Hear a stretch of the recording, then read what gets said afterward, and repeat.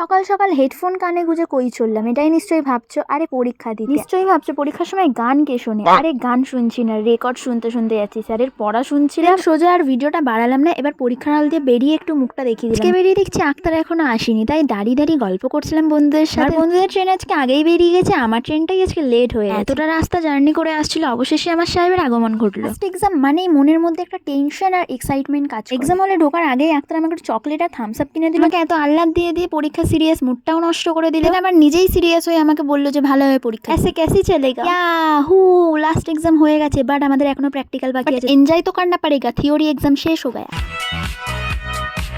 যেই কলেজে আমাদের সিট পড়েছিল সেই কলেজে একটা বড় সরস্বতী ঠাকুর ছিল, তাই দৌড় দিয়েই মায়ের পায়ে গিয়ে পড়লাম যে মা এবারের মতো বাঁচিয়ে দিও, তোমার কাছে নমস্কার করে গেলাম। মানে এই নামে এটা যে তুমি না লিখে চলে আসবে তোমাকে মা বাঁচিয়ে, মানে যারা যারা না খেটে মায়ের কাছে গিয়ে নমস্কার করো তাদের জন্য। তবে হ্যাঁ, এবারে এক্সামটা কখন শুরু হলো কখন শেষ হলো কিছুই বোঝা গেল না, আর বন্ধুদের সাথে একটা ফটোও তোলা হলো না লাস্ট এক্সামের।